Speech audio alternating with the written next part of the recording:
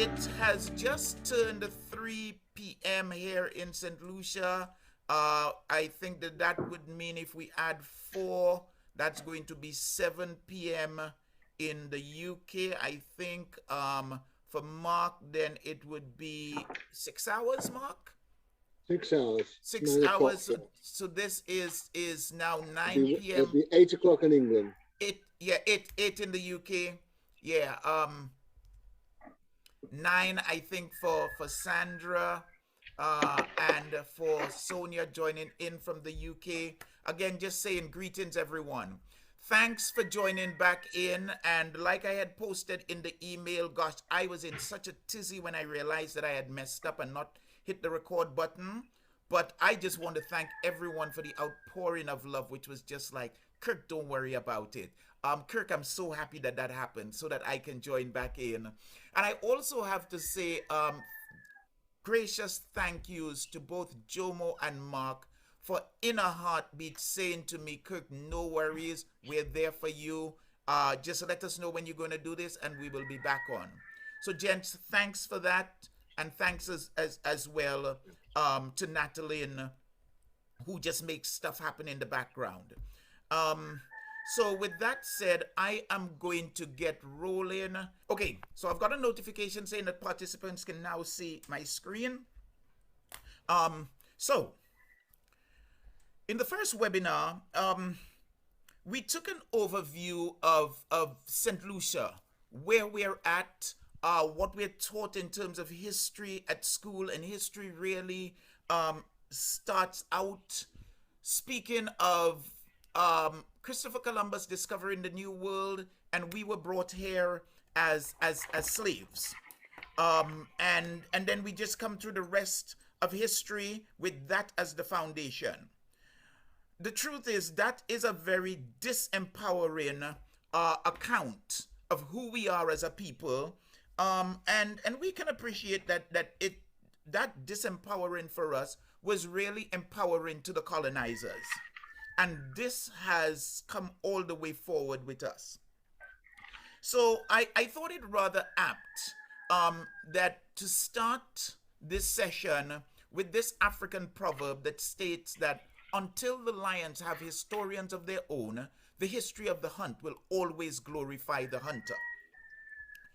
And truth be told, it's important at the point where we are at in our growth and development that now that we have an awareness of the disadvantaged position that we've been placed at, with all the talks at this point in time of reparation and all of that, it is so important for us to recognize that part of our further growth and development can only, well, not can only come, but one of the ways to bring it, to advance it, is through us having an awareness of our history and seeing it from a position of pride.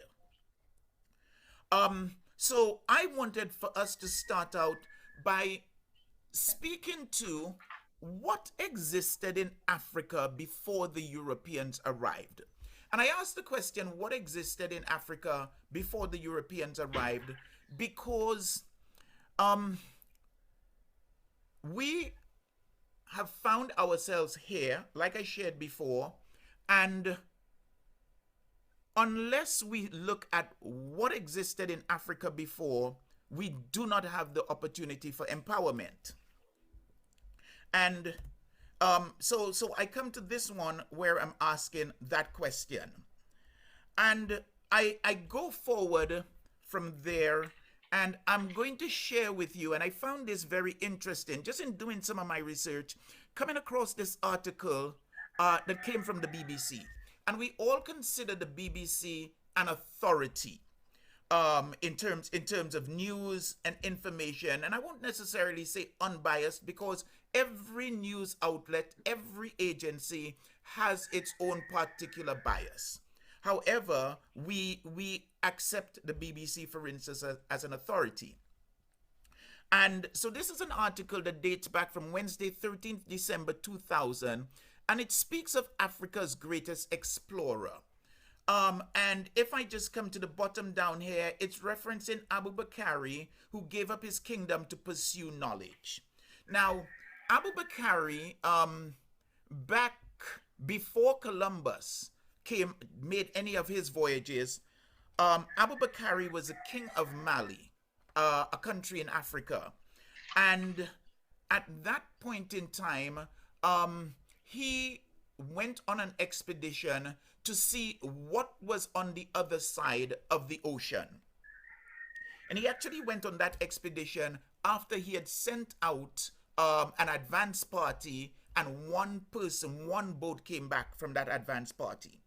So here we have evidence of Africans having traversed the Atlantic prior to Columbus.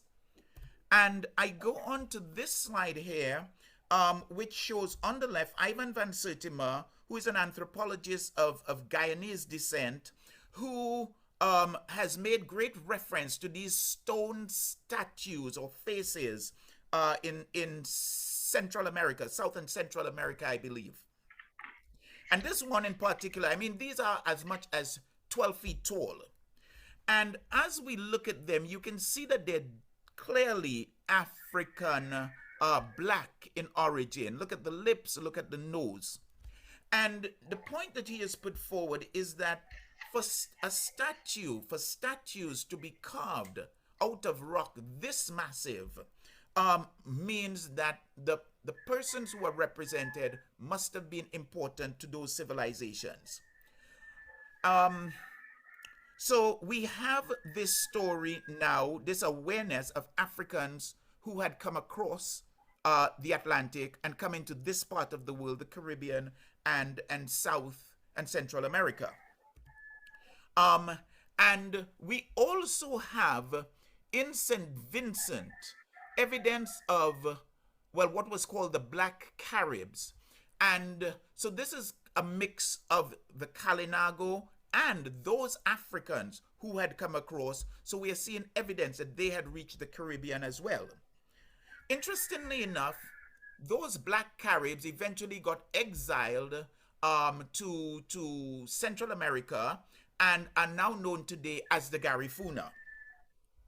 And we can imagine that if the Garifuna, if these Black Caribs, so there was African descent in St. Vincent prior to the Europeans arriving, might they have reached St. Lucia too? And this picture that I'm showing here, compliments of Mark, who is on this call. Thanks for that, Mark. This picture speaks to, we can see these round holes, but we also see the square one at the center. And it was Sylvester Clozel who has sort of postulated, and it's asking the question, that when we look at the round holes really tend to point to the Kalinago. But now, how do we account for this square one? And he has asked the question, might this have been evidence of the Garifuna coming over? Or maybe even of those Africans who would have made it to St. Vincent also having a presence in St. Lucia. So again, just very, very interesting as we look at our history. And I come to this one as well, which speaks to continuing the story of Abu Bakari, who left Mali and came across the Atlantic. And when he left Mali, he left his brother in charge, who later became Mansa Musa, Mansa meaning the king. Because what happened was when he left his brother in charge and said, if I don't come back in within a certain amount of time, you will assume the rulership. Now, when we look back historically, Mansa Musa, the records are showing, and here again, we look at BBC, the richest person who ever lived. So it's reputed that his wealth was in the realm of possibly $400 billion. So coming back now, if we, as being primarily black descendant here in St. Lucia and across much of the Caribbean, if we now look at that aspect of our history coming out of Africa, straight away we can appreciate how we will see ourselves in a completely different light compared to being slaves, being runaway slaves, not being worth much, being bottom of the barrel, that sort of stuff. So it's important now for us to look at embracing who we are even before coming out of Africa, to now have a greater sense of identity and self-worth. And by and large, this is one of the things that this series on I Am Lucian seeks to do.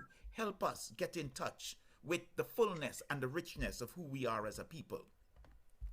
And I come back to this picture which I showed earlier on, and this actually is the University of Sankore in Timbuktu, which is the capital of Mali.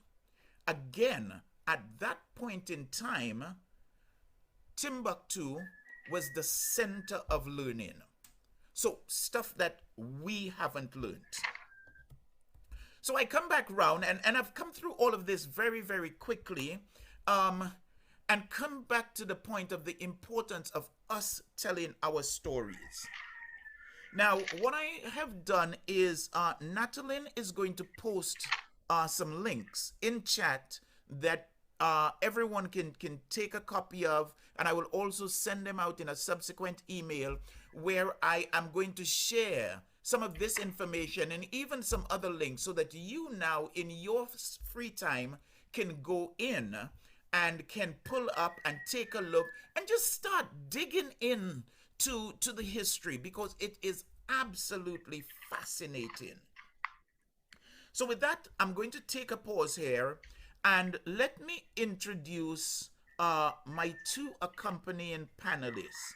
I'm going to introduce Jomo, who is going to come on first, and then Mark, who is going to come on after Jomo.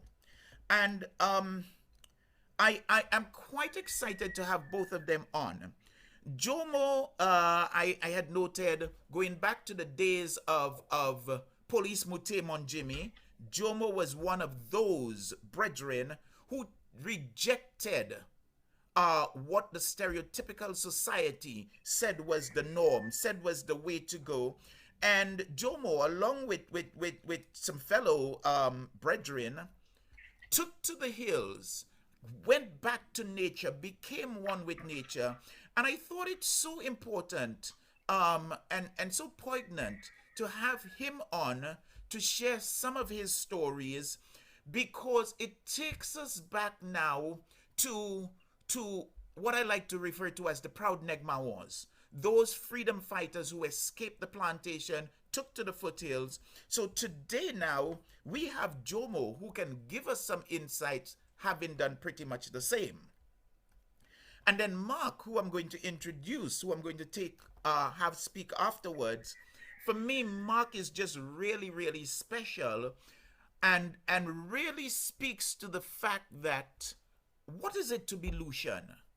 And I think that we will all agree that it doesn't have to do with where you're born. Because if we think back, and we often say Sir John was the father of the nation, but Sir John wasn't born in Saint Lucia. And similarly, Mark, whose ethnicity is white, who is born of British parents, born in Tanzania, in the motherland, on the continent, but who has made Saint Lucia his home. And even when Mark comes on and he shares with us a little bit of his story of how he came to be in Saint Lucia, and how he came to embrace Saint Lucia, I thought it great having Mark on, because he as well so epitomizes the spirit of Saint Lucia and our collective oneness as well. So with that said, let me invite Jomo in to share some insights with us. Brother Jomo, all yours. And just one quick thing, before you come on, Jomo, let me just stop the screen share. Let me just remind everyone that if you've got any comments or questions, please post them in the Q&A area. And then once we're through with the three of us, then we will take them on and just have a bit of an open discussion on them. So just wanted to share that with everyone. So Jomo, all yours.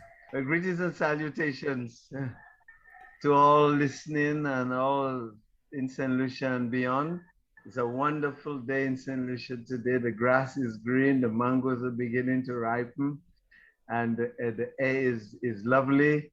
I just took a walk into Casabah a little while ago and came back, and it's a glorious day on our lovely little island. And I see Kurt in the background with the pitons. I feel like he's actually sitting right in the bosom of Mama Lucia, the breasts of Saint Lucia.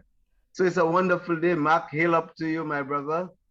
And I'm not sure what's happening in your neck of the wood, but I'm sure you're informed.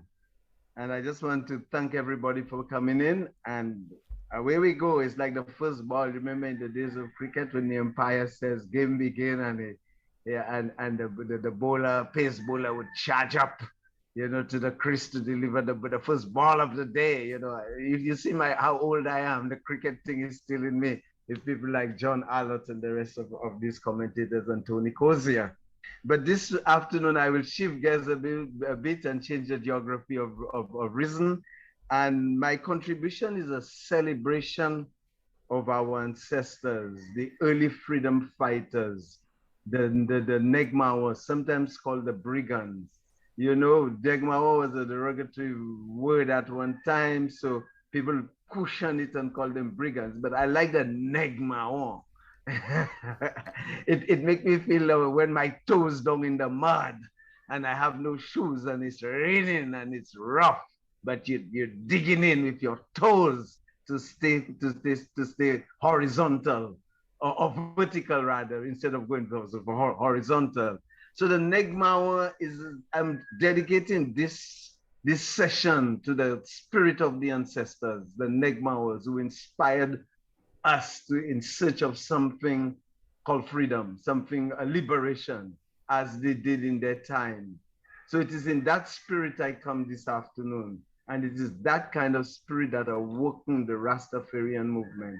So I have to give credit to our ancestors. I cannot give a libation, but I could articulate it in terms of saying, thanks to their work, that we were inspired as young men and women in the 70s to trod the earth, to go back into the hills and among the people, to begin a movement with a single step. As some of the folks have said, the journey of 1,000 miles begins with a single step. But really, it was a lived experience. It wasn't something we read from books or some things we were just told in the quick quack. Yes, we were inspired by the quick quack and what we heard, but it was a lived experience where we rejected the whole system, what we call the Babylon system. And that came from an awakening, a quickening, as it were.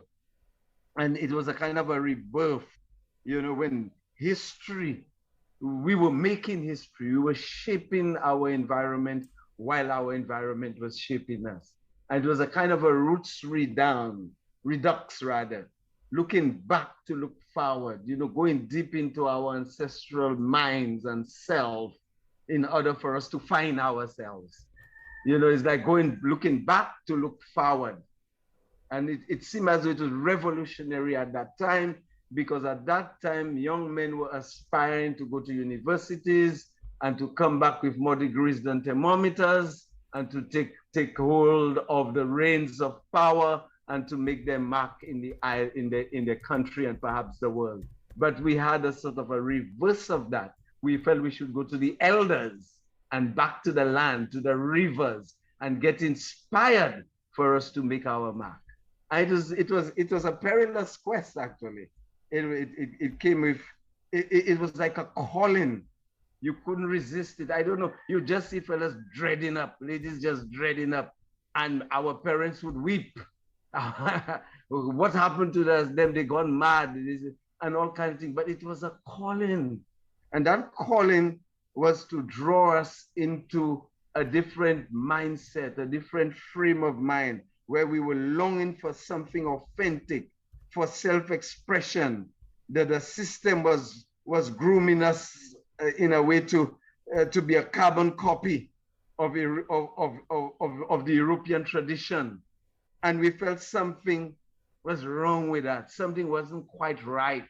sometimes we didn't quite understand what the calling was, but it was a calling upon our being. And we followed it. It was like a renaissance, our awakening, as it were. So we began to search and question everything. You know, we were desperate for knowledge, hungry for understanding ourselves. We went to the churches, the answers were not there, because what we saw, statues of a white angel pricking a black devil in the cathedrals and so forth. And that psychologically, that affected us. We could not understand, because we were influenced by the Black Power movement. You know, we were trying to discover ourselves. And when we went to churches, we saw that kind of imagery. Angels were white, God was white, the patriarchs were white. We were beginning to question, is that a psychological thing for us to have, as it were, an inferiority complex? And it was in the society as well. When you have naughty hair, it's like you don't have good hair. When your nose flat, you don't have a nice face. So all of that was weighing heavy on us. We can't change ourselves. We were born so. You know, it's like telling me, you know, you're inferior. And it was all of these things that weigh heavily upon us, that caused us to question the system. Our food came from, although we had local food, but people were putting more emphasis on an apple than a mango. You know, that kind of reverse. What we grew was not good enough. The apple was better.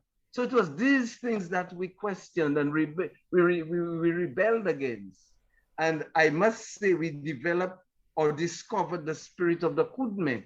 Kudme was a dying tradition in the country. And we realized, as Derek Walcott rightly said, when the tribe, the people lose the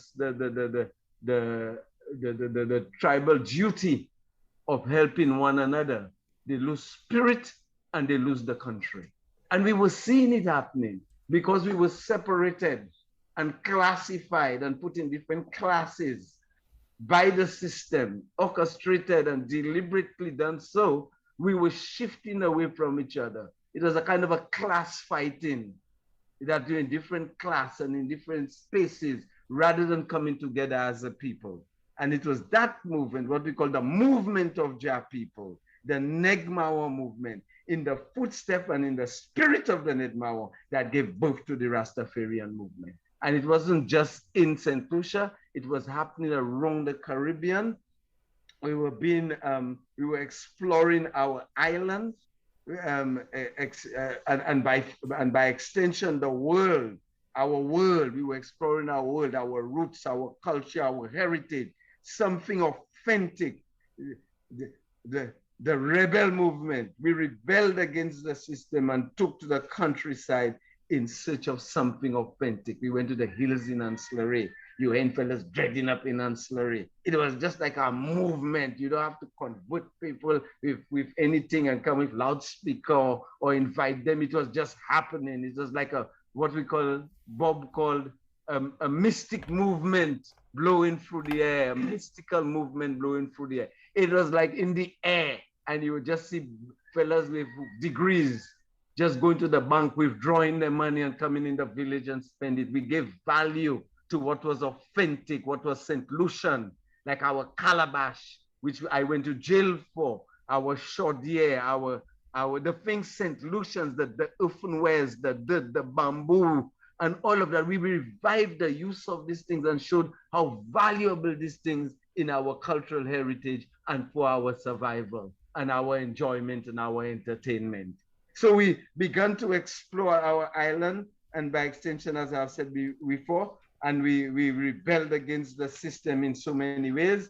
We were in search for something different, and as I said, to learn how to live in our own land, in our own environment, digging deep in search of knowledge of our ancestors and our biocultural heritage. That was something that was disappearing. It was beginning to wane because everybody was aspiring to be a nice English boy or a nice American boy. We were not thinking about trying to live simple that others may simply live, lived as a community, share the knowledge, search the knowledge. So it was that awoken us to going back to the rural areas, vital for our survival. We realized in times of crisis, that body of knowledge in a hurricane, or in times of war as we are now in, if you don't have a cultural heritage, if you don't know how to feed yourself, if the good is, you see the prices are going up. So we were prophetic and ahead of our time in this regard,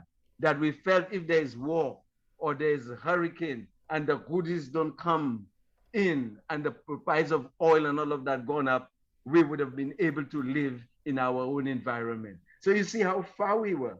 When we came, we developed, went back to our Creole language, so that we could dig deep into the language. The language carries the weight of the nation, as Fanon says. It has all the body of knowledge in there, the wisdom, the proverbs and the ways of life is all in the Creole language. We were taught to reject the Creole language and speak the Queen's English. And we rejected that. It's a rejection of the rejection. And we went back to speak the Creole language and to dig deep into it. So that body of knowledge was not found in universities, but in nature and among the elders. Influenced by, of course, what was happening around us at the time, things like West Indian cricket, where West Indies were vexed, man, in those days, winning everything. Now they ain't beating nobody. You know the joke when they say, they ask a child, the father was beaten. They say, where you want to go? Because your daddy beat you. They say, we'll send you go by your grandmother. She says, she does beat me too. Send you by your auntie. No, they does beat me. They say, but where you want to go? He says, send us to West Indies because they ain't beating nobody these days. That was just a joke, a little bit of jest in the whole presentation. So we were influenced by the victories of the West Indies cricket team, the Black Power movement around the world, the Black Back to African movement, and even the hippie wave influenced us. We were influenced by what's going on in the world and so forth. The Cuban Revolution, the African nations that were countries that were gaining their independence at that time were breaking away, were becoming countries and not getting themselves out of the colonial yoke.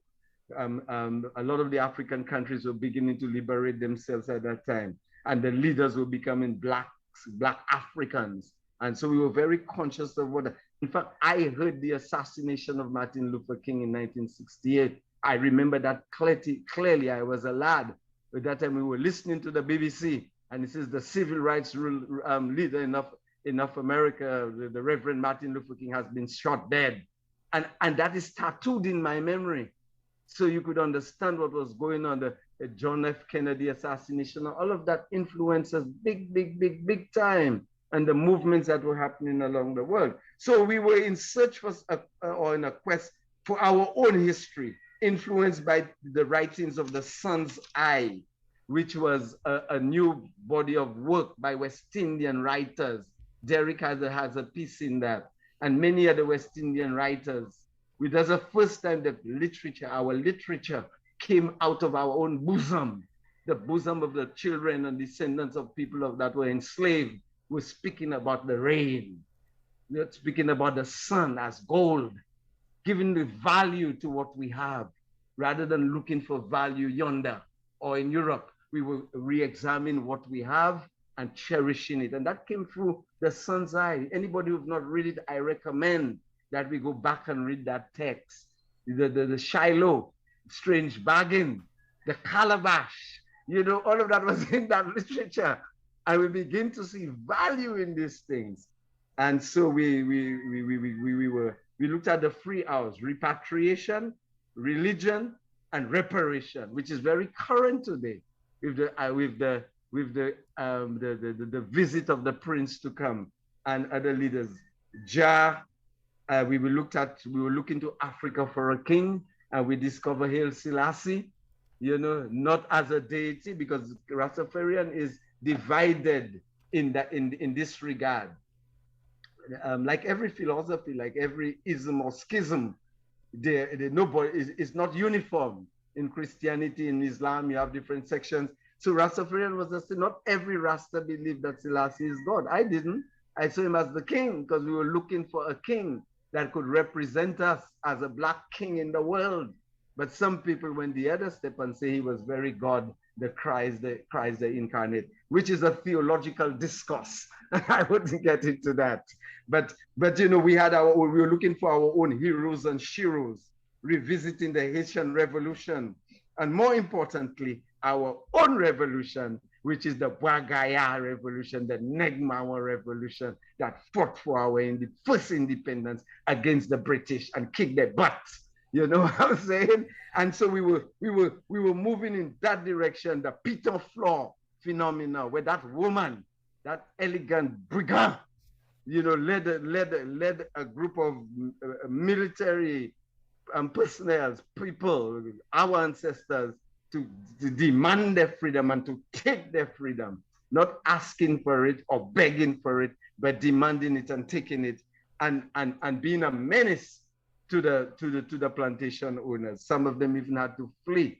And I remember an antidote here, that Mr. Devo, my ex-boss, who I love dearly, what I have become and becoming is as a result of the Negmao movement, the Rastafarian movement, and of course other people who impact my life, like Robert Devo, who was a keen researcher on the brigands. He wrote a book on it, and I took him to all nook and cranny based on the experience I gleaned from the Rastafarian movement to enrich his research. So you see, it was a preparatory process preparing me for academia.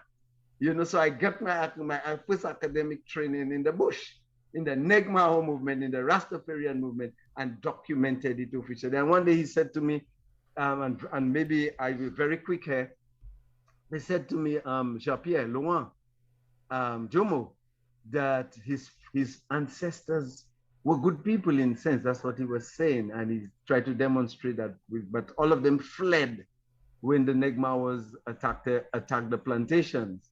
But the old grandmother could not go. They fled to Martinique, but the grandmother couldn't go, so they left her behind. She was about 90 years. And so he said, when the brigands came in, they did not kill his grandmother because they were good people. I'm not doubting that, but I retorted and I said, Mr. Devo, that may be true, but I want to attribute the brigands not killing your grandmother, even if they were angry, because they had soul. The brigands had a soul. They were human. They realized you cannot kill a 90-year-old woman. And we had a good discourse on that, but I wanted to plug that in there to show the Enigma was as brigand as they were and fighting for their freedom. They had heart. They had soul.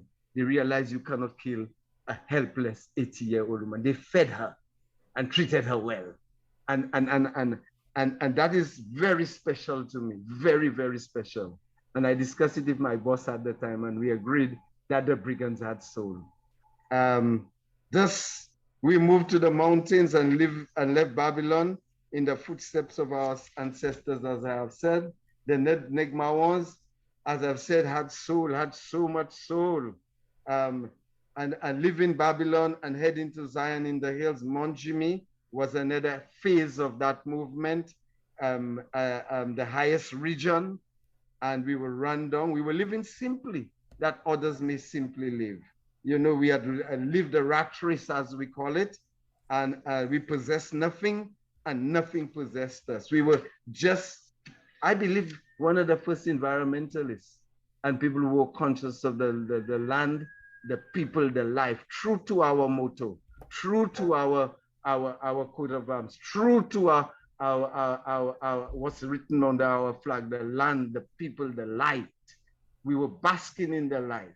We were living under the sun, but we were the land. We were cleaning and taking care of the land, and we were gaining knowledge from the people of the land themselves. So if I can, you know, I'm always caught between a rock and a hard place with you, Jomo. Quite a lot that you have shared. I mean, thanks for those insights.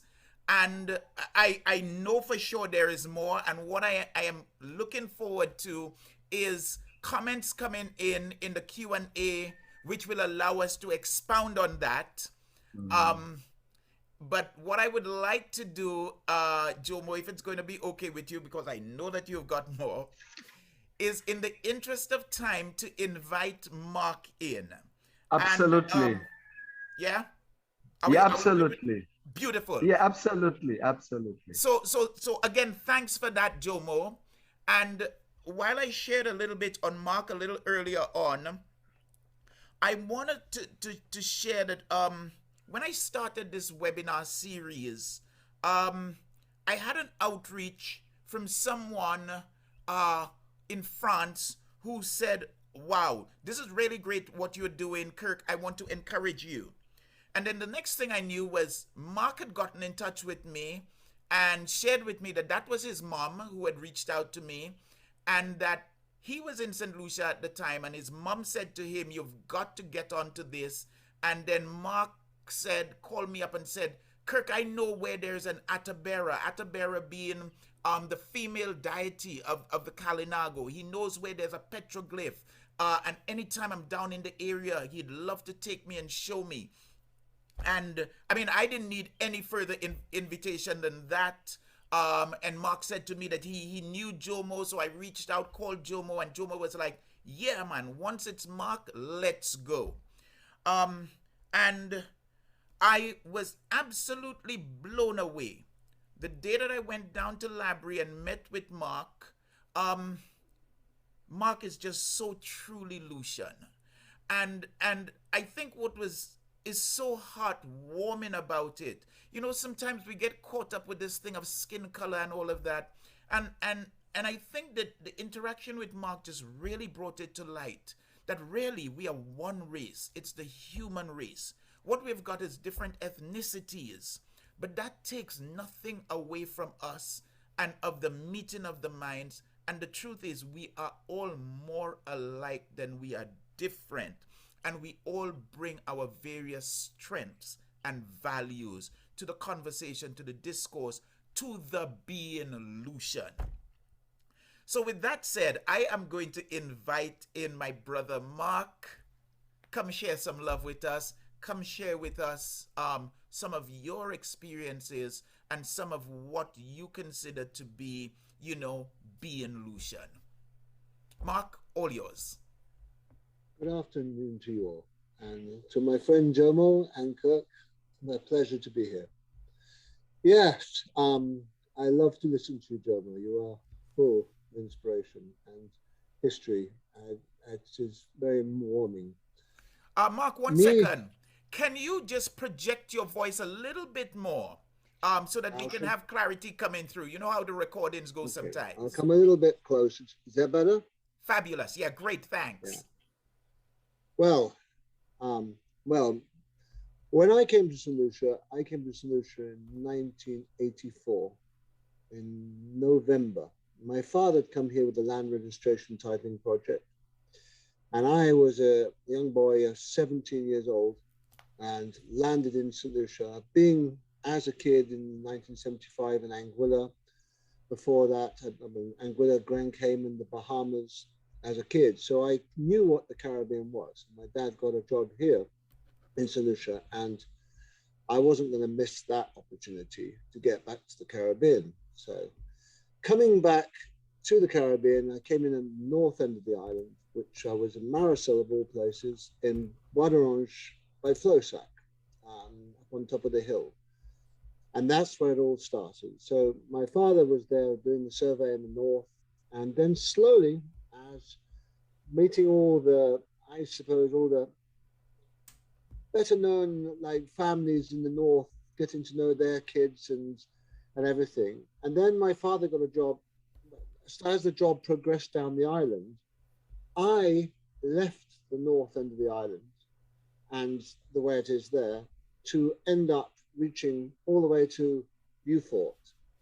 And then my life changed, because as I moved down the island, everything else changed. It was the people, it was farmers, it was a time of bananas. It was completely different to what I had first experienced in the north.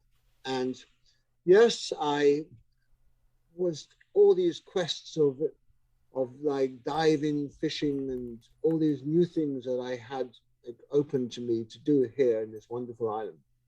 And one of them was this, I'd heard something on the radio station about this shipwreck that had been lost many, many years ago in the 15th century.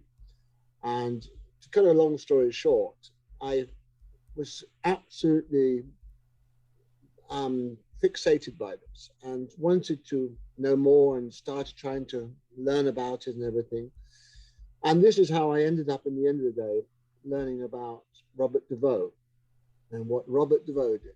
So this is where my first introduction to Robert Deveau was me trying to find him in the archives and trying to get history about this. And apparently I was one of many that have tried in the past. So, but this is where my association started with Robert Deveau. And as later on, I ended up reaching into living and meeting my Saint Lucian wife in Orge, and ended up spending many years in Orge, where my laughing about Coudmer was my first house, was built in Coudmer, 12 feet by 12 feet on top of coconut stumps. And that I totally understand what Coudmer is. And it was really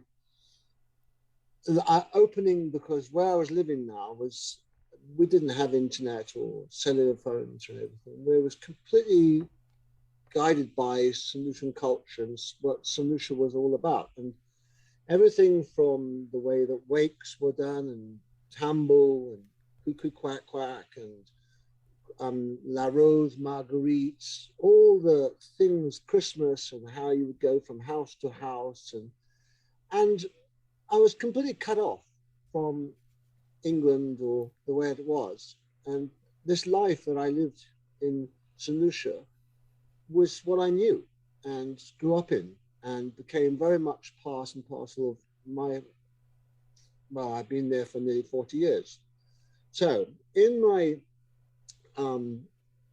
growing up in an Orge, started to find all these interesting things, like there was talks of Arawak settlements and the beaches, and there's caves you hear about, people talking about, and I just pursued along these lines of trying to discover. I was like this explorer, adventurer person that would just go off and try to find all these interesting things. And yes, as time went on, got more and more involved in it, and more my love for protecting it, and realizing that, I mean, especially now as time goes on, I am seeing so much of the culture has changing through the influences of America, with the internet with phones, and things that I would have taken before for granted that would always be there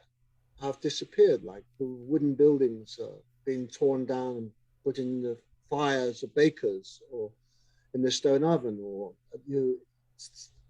quadrille and things like that I grew up with, has just starting to dissipate.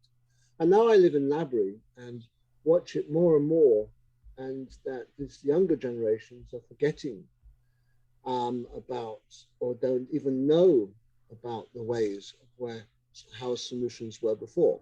And I think it is really worrying that it's so important to hang on to the culture of Saint Lucia, and of what is the real essence, or the negma, or whatever you want to call it, of Saint Lucia, before it gets destroyed and lost forever.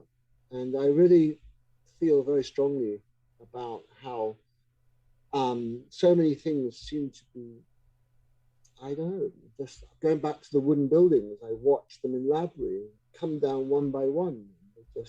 They disappear, and there comes up another concrete building, and it's gone forever.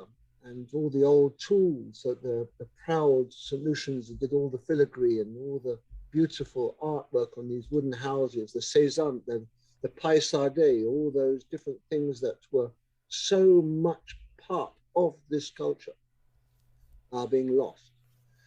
And yes, I am scrambled over the years, picking up and trying to save and collect, and do whatever I could to hold on to artifacts and things that I have found, and even all the pottery and stuff that has been falling into the sea because of sand mining in Black Bay areas, and had just going into the sea and will be washed up and down on the rocks in the sand and becomes sand as well. And if we don't protect these things, then it's gone forever. And it is so sad to watch how those are the only links left to what was there yesterday. To a couple of days ago, I was having a recap on the book A History of Saint Lucia, and I think such an inspirational book that is, and all this knowledge, and with Jolien Hansen and Guy Ellis and Robert DeVoe, and all the work that went into that, I think over a period of 15 years or something, of such a collection of history and things that have happened with Rabot and the value, the Fond de Lieu, the value of the free, and all these stories of slavery and all the things that have happened here. It is so rich, but yet to a young person today, how completely and unaware of what has transpired here in Saint Lucia. And it is so sad that it's just they don't have a clue really of what happened and what has been in Saint Lucia. So yes, it is very worrying, and I want to be very much part and parcel with people like Jomo and Kirk, is to make the awareness that we need to do something about this, and we need to start really looking at the things that are really important, and it is its history and its people and where you've all guys come from, you know. So pretty much, I am very much driven to doing whatever I can in Saint Lucia. Now I'm doing a lot of filming.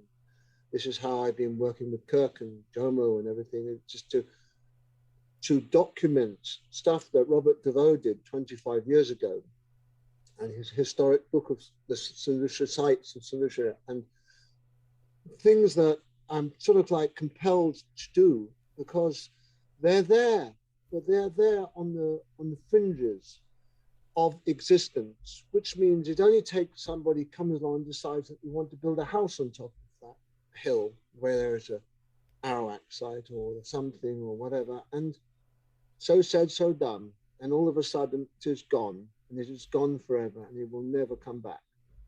So just being part and parcel and aware of what's happening in Saint Lucia right now, and to protect our beautiful things that we have there, and to keep them for the future generations to be able to enjoy too. Very much what I'd say.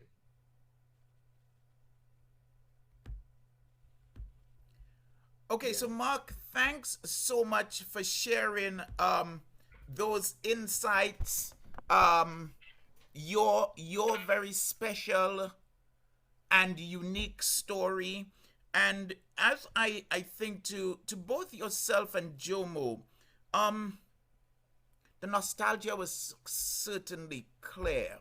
And it was also bringing to mind for me the fact that it's really, really by us having an appreciation of our history that we can have a unique place in the world. And I truly believe that that unique place can help us all to be a better people, a better nation, all that sort of stuff. I just want to, we're actually heading up to an hour now. Gosh, where did the time go? I want to remind folks, in terms of comments or questions you may wish to pose to any of us, just pop it in the Q&A.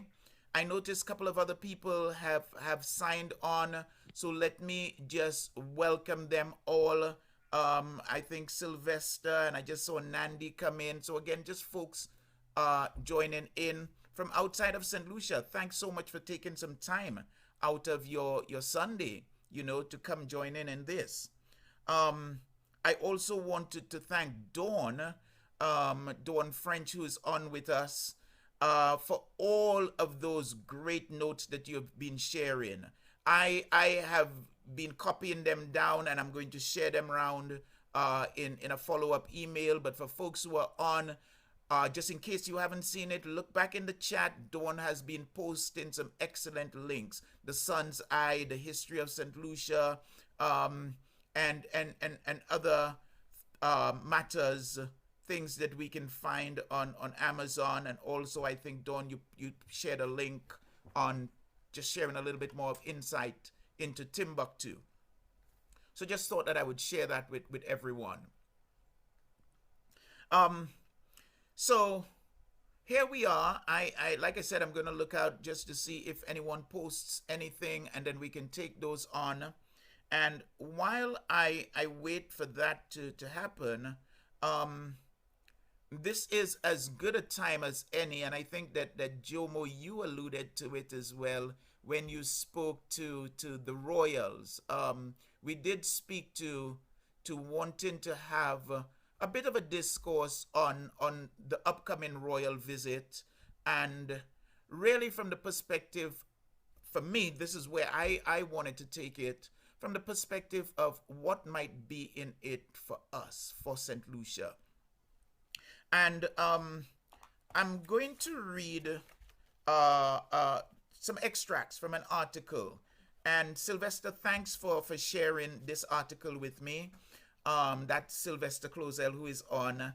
And so this comes from Geo News, which is a Pakistani news agency.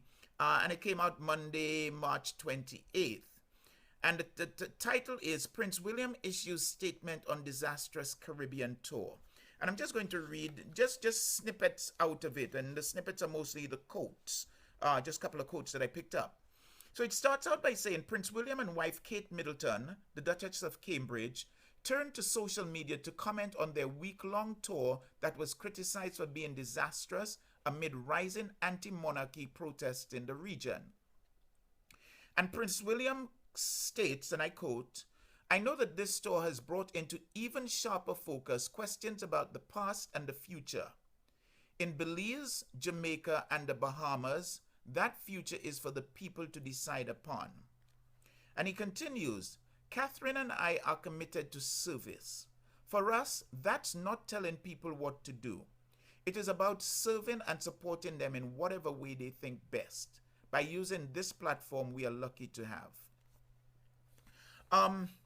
Now, this brings us back to, I think, the theme that we started out with, and the theme overall of this webinar series, that until the lions have their own historians, the history of the hunt will always glorify the hunter. And if one were to go through the British papers, and the more Western-centric reports, they would probably speak of the monarchy, 70 years of Queen Elizabeth being the queen of not only England, but of the British Commonwealth. And even in looking at this royal visit, the monarchy knows what they are seeking to get out of it. And a big part of it is going to be publicity and posturing, the stance that is seen, etc. But I think that it is so important for us to also ask the question, what are we getting? And also, what do we want? And this presentation, just from what I read, just again so brought to mind the importance of us telling our stories.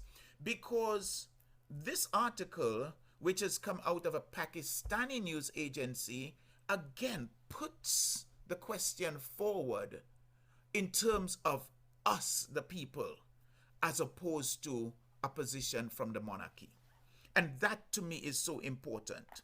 So I look at the visit from a diplomatic standpoint. There would have been outreach to the government of Saint Lucia, and the government of Saint Lucia decided to accept, because we would have seen the reports that the royals will be visiting Saint Lucia later on this month, towards the end of this month. And they're actually using St. Lucia as their base for jumping off to St. Vincent, Antigua, and I think possibly Grenada that they will be visiting.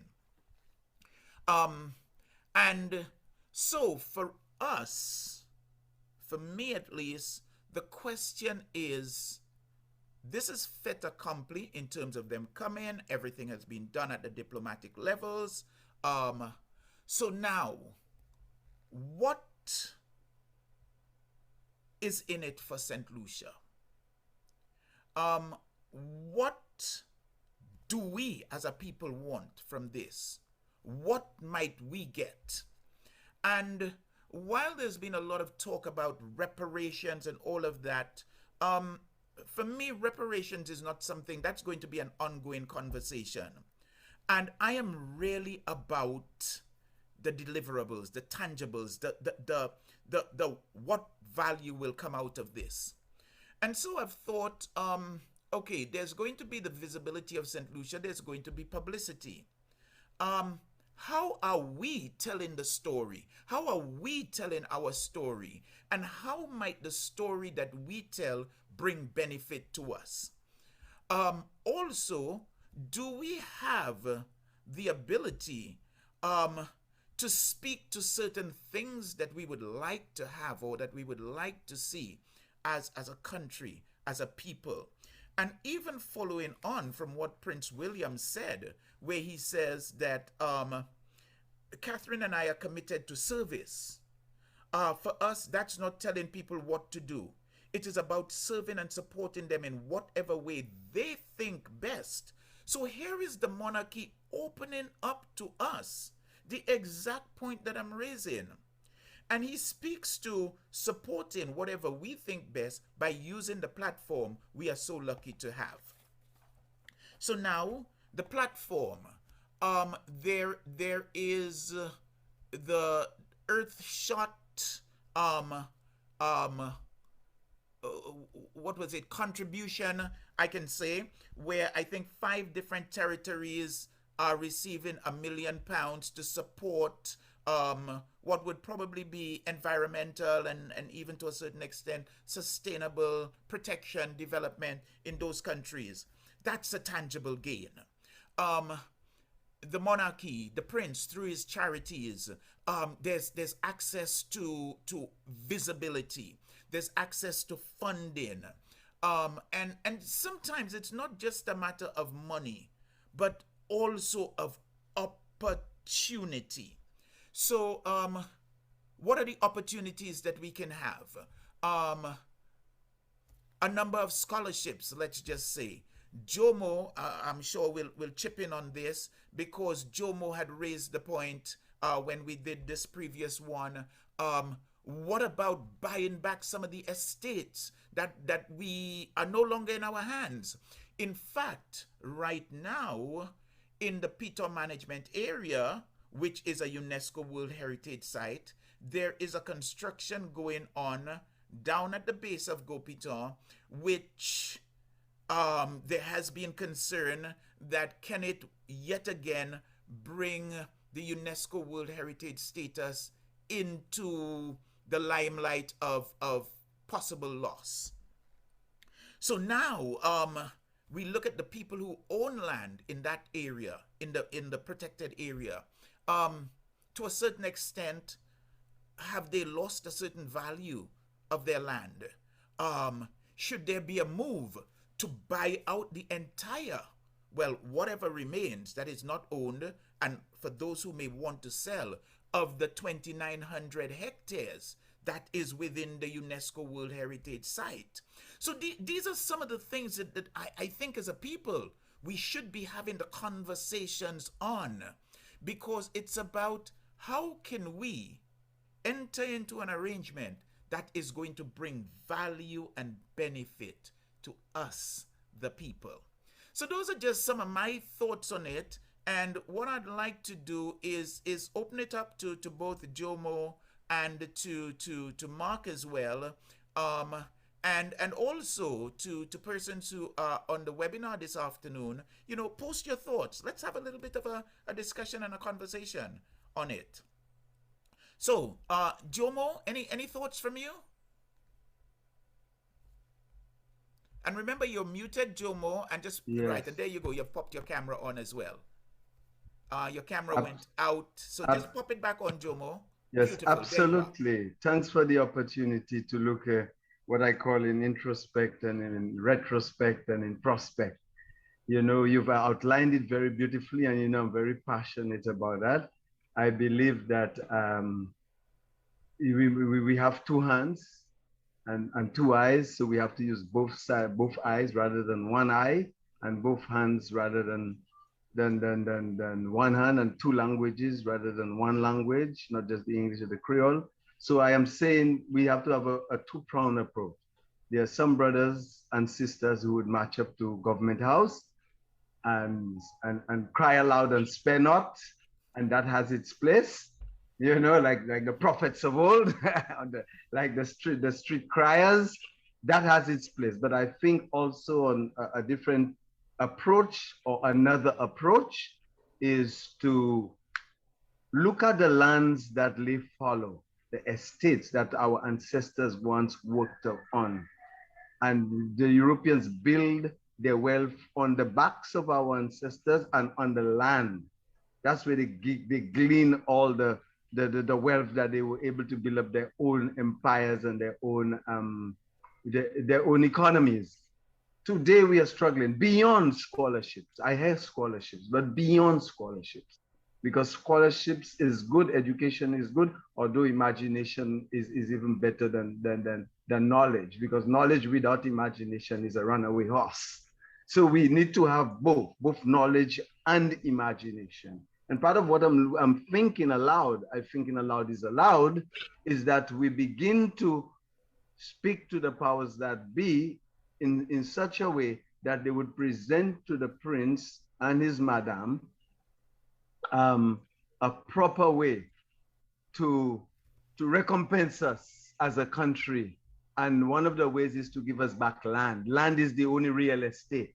Money can devaluate, it can go up, it can go down. Look what's happening in Russia now. Even if you have all the money in the bank and they put an embargo on you or whatever, you doo-doo, deep doo-doo. So I am saying one of the philosophies or the proposal I'm making is, let us ask the British Crown, or propose to them in whatever way, the estates that lie fallow, like Ranan's estate, Louvet estate, Esperance estate, Marquis estates, all of these huge estates that do not belong to the state, to buy them back. That's the reparation money I'm talking about, so that it could be put in a land bank, a national land bank for the future generations of this country. Give the young people scholarships and appropriate technology so they could get back to the land to feed ourselves, among other things, so that we could cushion the impact of our import bills, food security, food sovereignty, so that and food safety. So this is one of the things I'm proposing, I'm highlighting, I'm flagging, so that the messengers would be able to carry them to and place them before the prince and his entourage, or those in charge of dealing with the whole contribution that they want to make to these islands of which they build their wealth, they used to build their wealth. It's one proposal, and I hope that other Saint Lucians who have imagination can also come with other proposals. And this land should be kept in perpetuity for Saint Lucians, and give young people a chance to get the arts and craft, to develop it into small ruminants, agriculture, and so forth and so forth. For a school of whatever, for the jamborees, space to have youth activities like jamborees, outdoor experiences. You know, so it's not just work on economics, that too, but feeding ourselves for recreation, greater space for recreation. We need to get imaginative and creative. The noise has its place, the crying aloud, as I say, and spare not, but we need to come with a solid proposal so that we could glean some kind of financial benefit from the visit of the prince. In my mind, we need to have some concrete that we could present. That's what we're looking for, rather than just saying we want reparation money or we want scholarships. Beyond that, we want land, so that young people will be able to get a space for them to develop themselves and develop their own country. That's my vision for reparation. I have said it to the Reparation Commission. I have said it to Mr. Earl Bousquet, who is the representative of the Reparation Commission in Saint Lucia. I've said it in different fora with Dr. Beckles and all of them. So I think this is an opportunity for us to present something concrete, put our technocrats, our best minds together, and have an economic plan. But at the baseline data, the baseline of all of that would be land. It's shrinking, and then we need more of it to live in a gooder condition as we inherited it for the succeeding generation. And we can do it. We should do it. Thank you for that, Jomo. Passionate as always. And what I'm really enjoying is the level-headedness of the discourse. And it really speaks to a maturity within us. And you know, certain conversations are necessary. And then it's about finding a mutual space and moving ahead. Especially for the benefit of us who have been so disadvantaged for so long. So with that said, let me invite Mark to share some thoughts. And again, I think that this is rather interesting because, gosh, Mark, you know, St. Lucia is home, but you also come from an alternate vantage point. And I think that just makes the conversation so beautiful because, again, it's about sharing space and the recognition that we are all so much more alike than we are different, as I've stated previously. So, Mark, your thoughts? Okay. Being in France, I had the opportunity to have watched on British, through satellite, watched on British television, quite a lot of the Earthshot programs, and I was totally and utterly blown away and inspired by what is happening here with people like David Attenborough and all these people are basically saying, if we don't get on top of our planet now, within the next 10 years, we're sort of doomed. And we really need to do something about it. And they are very geared on a world, this is literally on a world scale of trying to preserve the planet we live on. And I think, and coming to St. Lucia, one of the things I think we really need to kind of emphasize on is in protecting the environment of St. Lucia. This goes in many ways. I watched the detriment over the years of being a diver and a fisherman over the many years, how the sea has dissipated and the reefs have died and limo replaces coral reef and stuff because of runoff being created by agriculture and chemicals and cutting down forest on the land, and the runoff, the silt, would then clog up all the rivers, and then it would flow and end up onto the reefs. And there's so many things with plastic and rubbish and all these things that the disregard for it, and it ends up on our beaches, the plastic plates, the knives and the forks, and it just is horrifying to think how it has become, and what I have seen in the period of time that I have been in St. Lucia, and the devastation I have seen, and how it's gone down the tubes. And I think if we don't do something about that, I mean, it's lovely to have the land, and I totally agree with everything that Jomo says, and I agree, but we've got to protect the land as well. And this is doing things in environmentally friendly ways, in the way that we grow food, and the way that we fish our reefs, which have been extorted. When we used to have pot fish in would be £1 a piece, fish, and now it is little scraggly little fish the size of that you wouldn't normally in the olden days nobody would have even looked at, and it's just falling apart at the seams because we don't find ways of which I have in the past tried to be part and parcel of we have to create artificial reefs. Take the old vehicles, the rubbish trucks, the old things, the things which the eyesores which could make beautiful artificial reefs in the sea, create homes for fish and create different fishing grounds for fishermen to be able to take the pressure off other reefs, for example.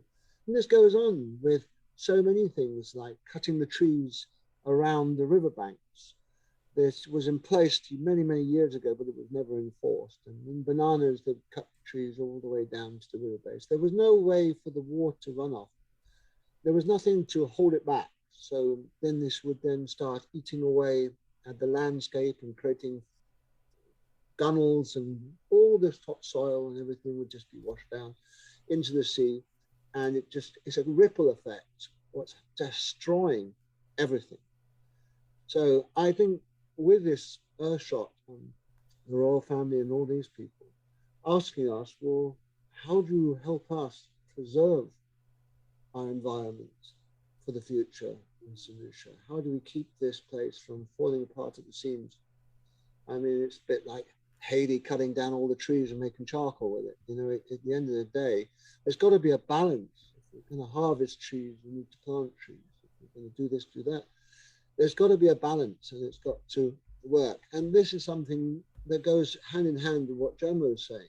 We need to be able to, the food safety and everything which is in Saint Lucia, to be able to produce more. And less people are growing dashi and yam and all these things because not so much they don't know how.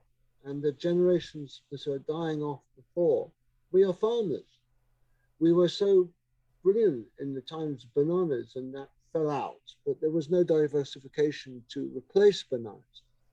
And what was happening when we were farmers in the whole island, the money passed through everybody's hands. You could ask a guy for $20 and it would have been no problem. You'd spend $300 in a rum shop. You would change the tires on his banana vehicle and put mags on his wheels. And money had value then. And everybody had a piece of the pie. Now it's like, hey, can you pass a coin? You know what I'm saying? And $20 has not got the value of the $20 then, but we are farmers, and if we don't do what we're good at, we rely on tourism and these things. Yes, but a lot of this money doesn't stay here. It feeds some people that work within the hotels and whatever, but the money doesn't really circulate through the people. It's not touching everybody. So it's hustle, and the prices of wood and all the prices of importation of materials and everything are getting higher and higher and higher. We've got to improvise and utilize our resources better in Saint Lucia. And I think, yeah, very much so, the environment is a key to preserving Saint Lucia, is by not destroying it. Very much for that. Thanks for that, Mark. So here we have put forward some clearly actionable points. Interesting again, Mark, the thoughts that you have shared on Earthshot. Dawn has just shared that the Earthshot prize goes to 5 places every year. I would like to share here that for me, for my idea as well, for some of this, and I think that everyone knows that Fonjalib at the base of Gopito is dear at heart to me. And even in starting out this series, I spoke to the fact that going back to the Battle of Rabat and that year of freedom that Saint Lucia enjoyed, coming out of Flo Boisguéa, leading her troops, her band of Negmaons from Fonjalib, attacking the British, and that really, really helping to secure St. Lucia's freedom for that year, I thought that it would be a fabulous idea to take the royals to Fongelib, to visit the place and to share with them some of the history. Because again, we have only ever, at least in schools, taken history from the standpoint of the conqueror, those who conquered. But what a beautiful story it would be to tell of and really, really make it graphical and colorfully so. So imagine now the brigands, the freedom fighters, the Negmawans, proud Negmawans that is, making their way through the forest, practically no clothes on. Like Jomo said, their toes in the mud, absolutely getting a grip on things, both literally and figuratively.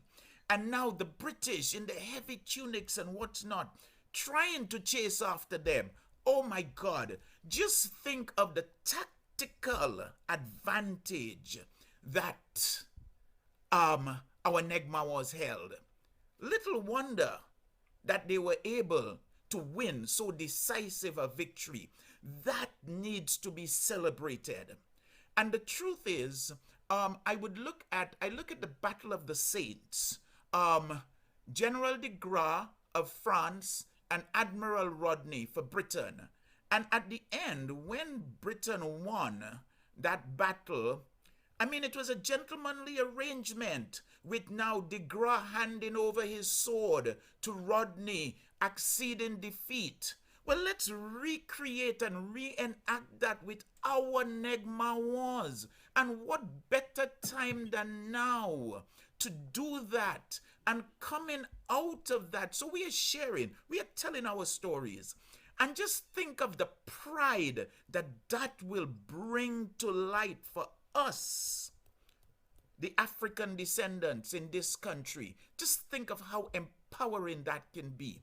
And really coming out from this royal visit with a statement, with an understanding, with a meeting of hands and meeting of the minds that seeks now to uplift, empower, celebrate us as Lucians, our Lucianness. So again, I'm coming back to the point that I've always felt that the essence of who we are can be found coming out of Fongelib and coming out of that Battle of Rabat that gave us a year of freedom, even before Haiti, which got theirs in 1804. So again, the power of our history. And I just thought that I would share that. I mean, as we are coming around to the end, we've got 10 minutes left. So again, I invite folks, if anyone has any thoughts, any comments, please post them in the Q&A. But I am finding and thinking that this is really a rich and healthy conversation that we've got. And I can see that Jomo is itching to have a go at it. So Brother Jomo, all yours. The mic is yours. Thank you very much, my brother.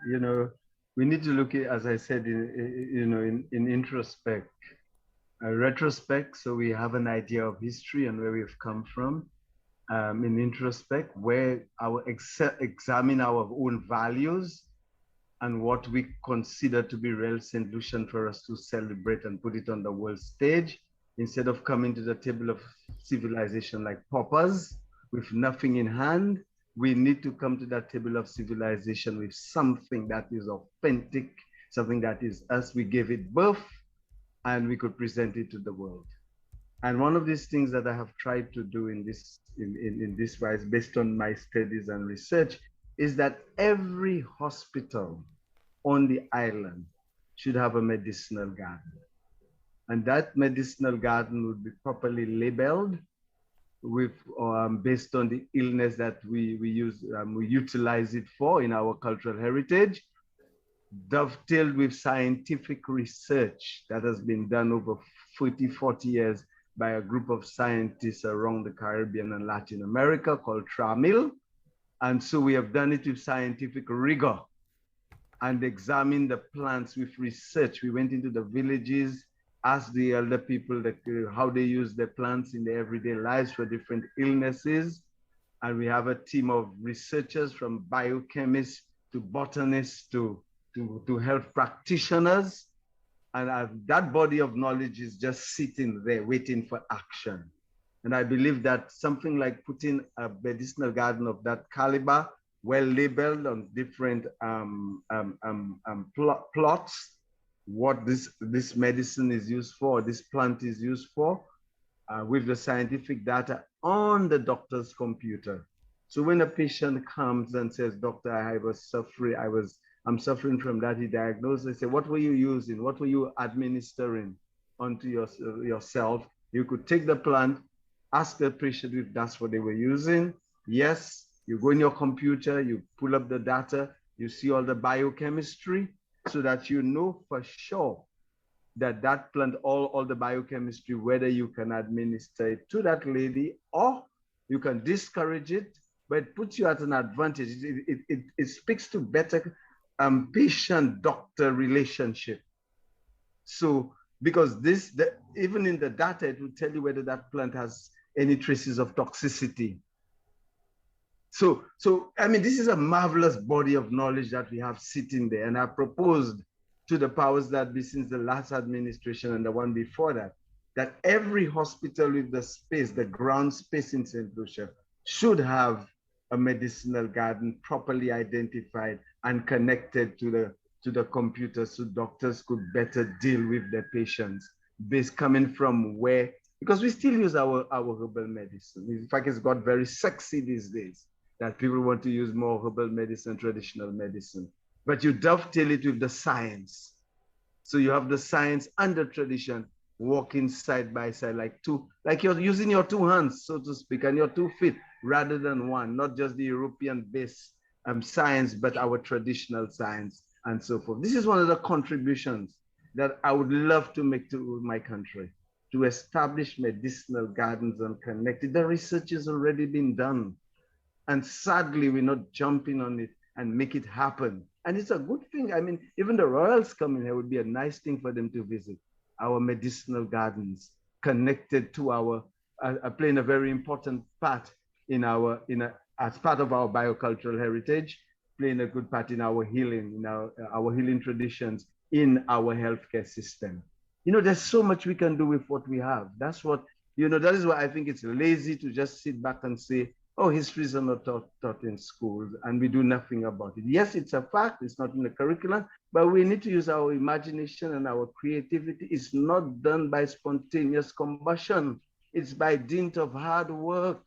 We need to make it happen with the intellectuals, those who have studied our culture and have some idea about it. Let us come together and make it happen, like you're doing now, Kurt. Bravo. Clozel wrote a book on the original people. Bravo. That text should be somehow, if it's not in the curriculum, it's not, but somehow the teacher must use his or her creativity and have a way of fitting it in a very surreptitious way, if you want to speak, so that the children are learning about their own culture. So I don't want to sit back and just cry. Let's make it happen, people. We are Saint Lucians. The Negmaons could have sit down and cry, and remain in bondage forever. The lions on the plain in Africa, I've said it before, if they wake up and they don't run, they will starve to death. The gazelles, if they don't run, they will be eaten by the lions. So we have to come together. And one of the ways the gazelles and the buffaloes survive, they come together. The Kudme spirit, the tribal duty of helping one another, as Derek puts it, So, there is something about division, divide and conquer.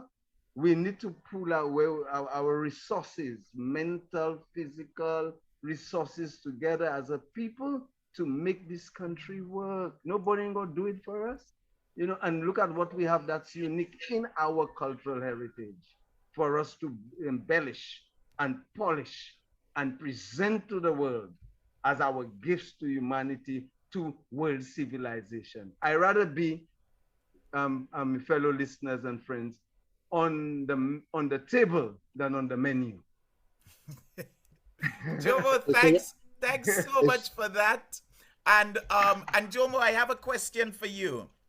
Um, is Jomo's work published? I know he has written, but has he published? And where can I get a copy of his work?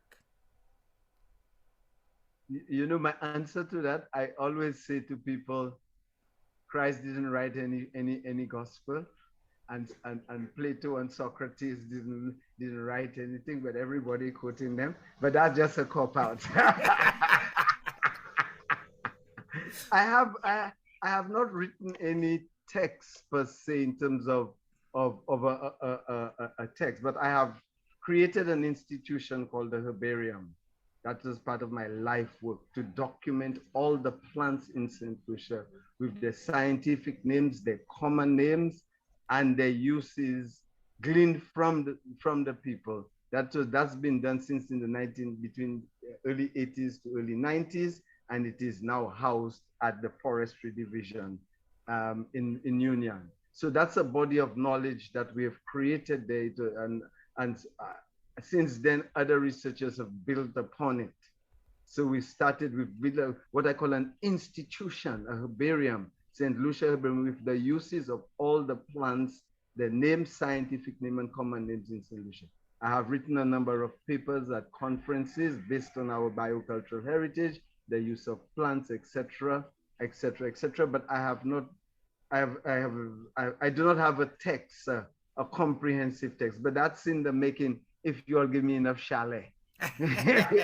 Question. Okay, Jomo, thanks so much for that. Mark, I can see that you're trying to jump in. Just give me 1 minute. We are now at 4:29. It looks like we are just getting warm. I'm going to beg your indulgence just for a little bit more. There's another question that came in, but before going to that question, I just want to invite Mark in, because Mark, you look like you were trying to make a comment. Backing up something, talking about wonderful plants and trees that we have in Saint Lucia. Years ago, I was turned on. Somebody had made me. This is before moringa had really been known in Saint Lucia, and they turned me on to this wonderful plant, moringa, and I did my research on it, and I was so impressed with it that I actually went and searched of it. And my only findings of it were what were brought down through indentured workers, Indians from India. And there were 1 or 2 moringa trees. So we imported moringa seeds and we started planting moringa. And moringa ended up, people were getting the knowledge of it. And before you know it happened, the whole of Saint Lucia was growing moringa. Everywhere, every garden, literally the countryside's got a moringa tree. And this is a tree of life from India. And it is wonderful with diabetes and all these different things, and sugar and all the things that people having problem with high blood pressure and everything. And now it is everywhere. And it is like the neem tree, just like the soursop leaves, the graviola. All these trees and plants are so beneficial, which can grow here or where we are on the equator. We're in the same line on the equator, like with India and all these places. We can grow fantastic things that can be, the knowledge through the internet now is allowing us to be able to get this information online and be able to realize, to find the beneficial or the toxicity of things. And like Jomo said, the knowledge is out there now. You can get it and we can grow it. So putting this to people, sometimes medicines are so expensive when we import them and stuff. And there are things that we can grow that can deal with this right on our doorstep. And it's knowledge is power. So I think going along that, I totally agree with what John was saying. Opening our eyes more to using medicinal herbs and stuff from which can be grown from the island is so much better than sometimes taking tablets and stuff that come from everywhere else, you know. So I totally agree, John. Thanks for that, Mark. In fact, let me butt in here. And we have no excuse in this dispensation, because we have for a long time they used to say, well, we don't know how much to use. We don't know if it's efficacious. Science has proven, but based on the research, that many of the plants that we've been using it's efficacious for some of the illnesses that we have researched. So we need now to continue the research, to further the research, but we have a good body of knowledge right now circulating Latin America, having big conferences about it on it. In fact, I'm going to attending a meeting there in Miami next month in terms of a night of ideas only on medicinal plants. Even during the time of the when you have dengue fever, some of these plants are used for dengue fever and all of these, you know, these illnesses. And we are not saying we have all the answers, but nonetheless, we bring a body of knowledge to the world saying, hey, out of our cultural heritage, that's what we have found, and science have authenticated it is efficacious for the illnesses that we are proposing. And it's not just bush medicine, it is medicine from the bush people. You know what I mean? Thanks. And this is the kind of things we need to project and talk about to the outer world, that we have a science. It's a traditional science, but it is science based on lived experience, the body of knowledge coming out of our own lived experience from the bosom of our ancestors. And I'm very proud of that, very, very proud that we could go back and look at our own medicines and authenticate it with science. So thanks for that, Jomo. And again, just as I'm just trying to pull it in, just as we look to wrap up. So we had another question come in asking, what is Saint Lucia working on to improve environmental education?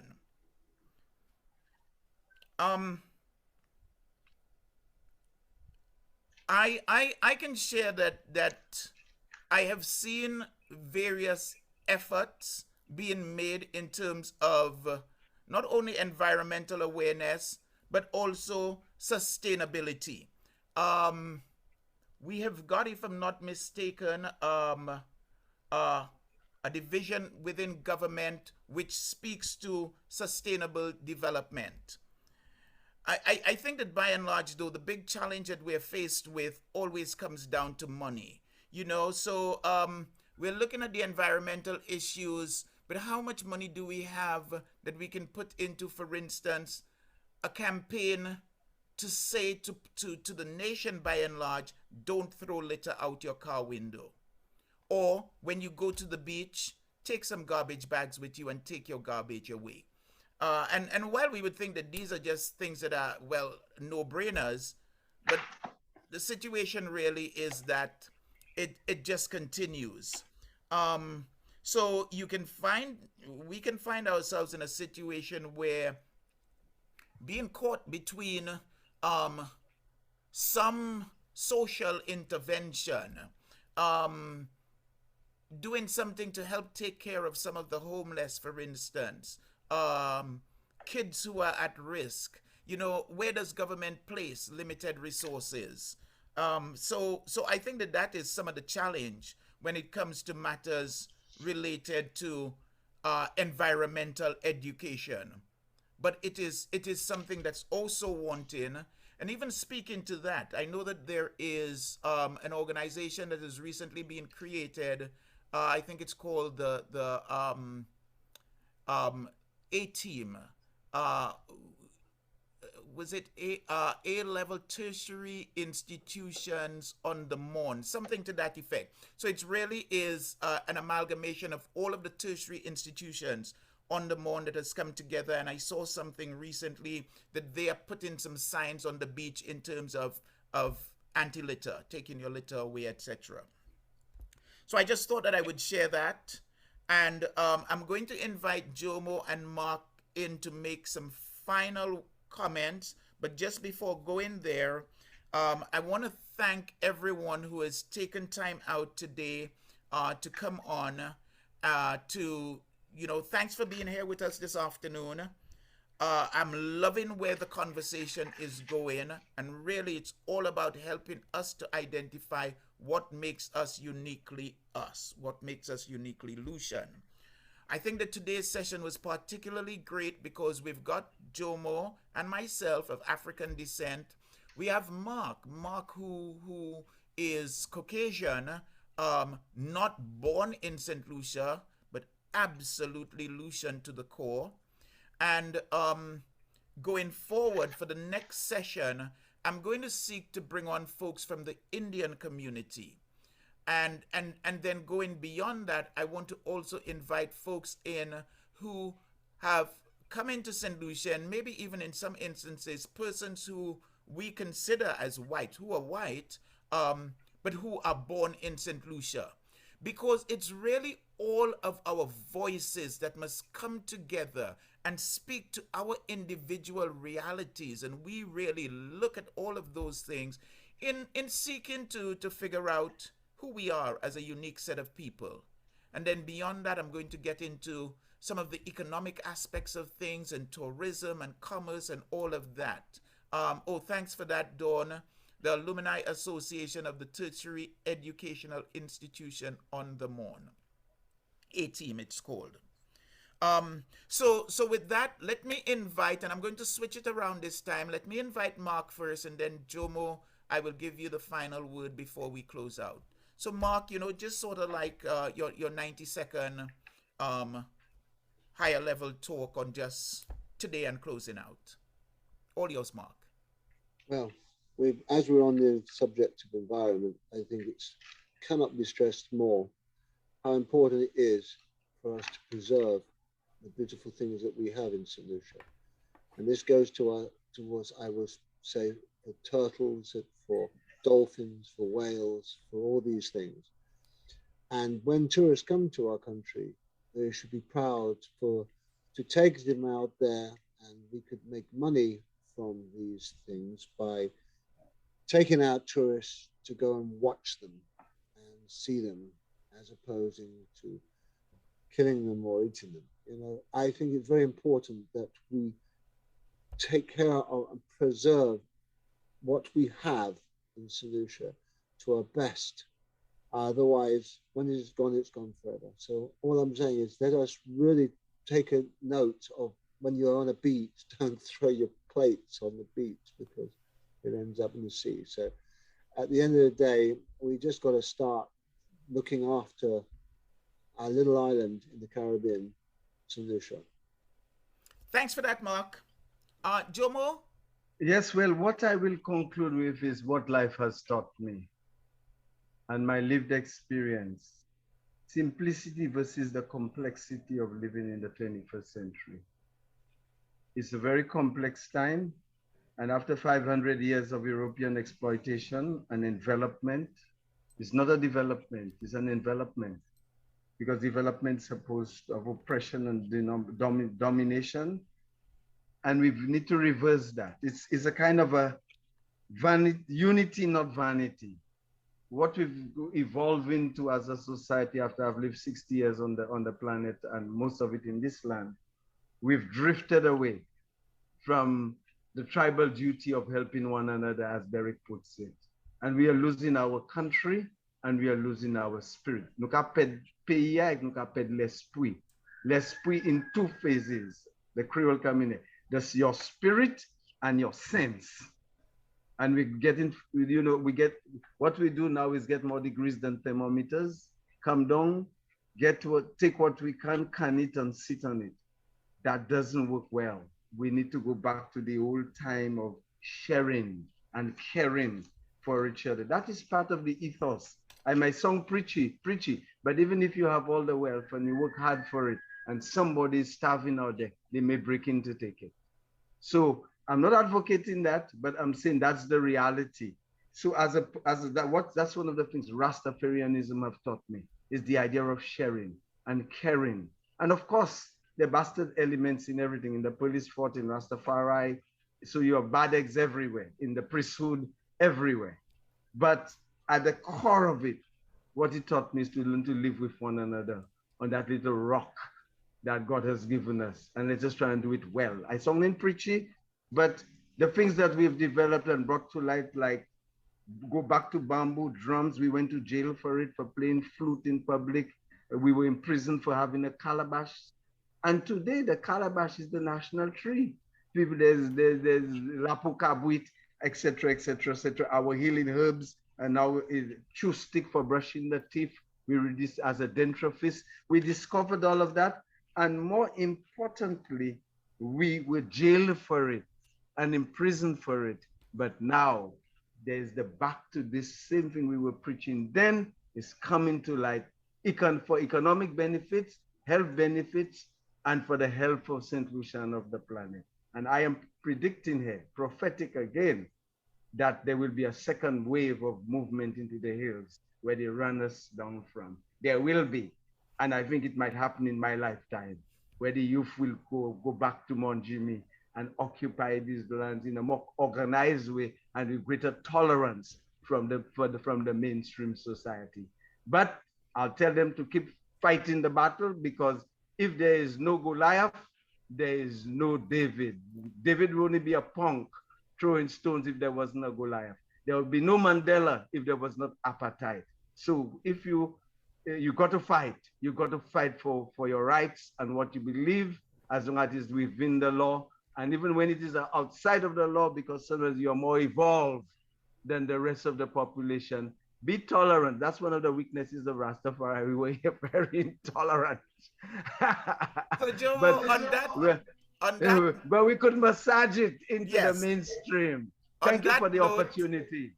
On that note, I am going to thank you so very much for your contribution. Thanks again to my panelists, Mark and Jomo.